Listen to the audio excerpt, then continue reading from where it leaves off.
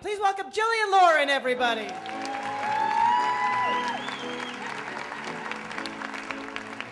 So I was an 18-year-old NYU dropout, struggling to pay my rent in New York by dancing at the Kit Kat Club on 56th and Broadway. When a friend of mine, you know it, okay? Yeah, I had dropped out of college, and my father said, you know, I'm not supporting yeah, you'll find out what you think you're ready for life. You're going to find out what life is like. Little did he know he should have supported you. Yeah. I mean, my God. Yeah, he's regretting it now. I had an innate craving for adventure. From when I was born, I always wanted a really extraordinary, extreme experience. I had a very difficult time growing up, and I did suffer some verbal and sometimes physical abuse. I got very good at shutting off my feelings. Yeah, you talk about your father in the book. Yeah, and I combined that low self-esteem with a sense of adventure, and I was off to the races. I fantasized that I might get to Brunei and find a wild adventure and a pile of money and an employer who was nothing less than Prince Charming. I suspected, more realistically, that I had signed on to be some sort of international quasi-prostitute. But even that seemed... People tend to really simplify it and stereotype women who have been involved in prostitution. They're either victims or they're demons. And women come from all different backgrounds and have all different motivations for doing this kind of work.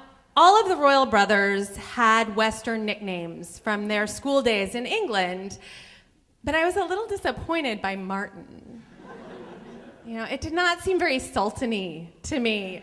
It seemed more like one of my Jewish uncles, like my Uncle Marty. The Sultan was drinking, was committing adultery, was, not exactly living on the straight and narrow. I had come there really wanting an adventure. I had started out wanting to be free, and I wound up a piece of property. How has being a mother changed your life? It has changed how I feel about myself and how I feel about other people and how I treat the world around me. I just am transformed. I can tell you that adoption is not for the faint of heart. And Ethiopian and transracial adoption in particular is not for people who want to be invisible.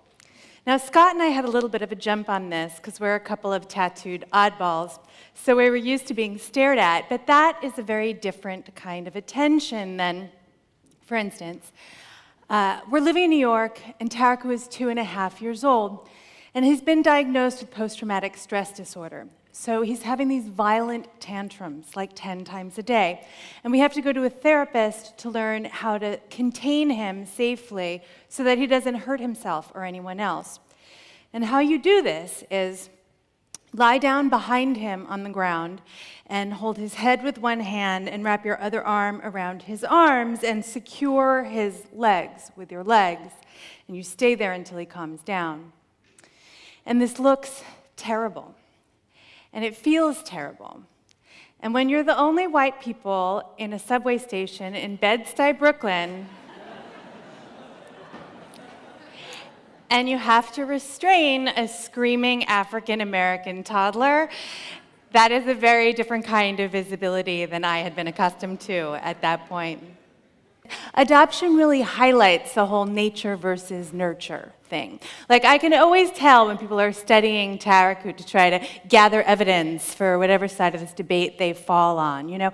Oh, he's so fast. Well, of course, because Ethiopians win all the marathons. And oh, he's so handsome. Well, of course, because Ethiopians are all so beautiful.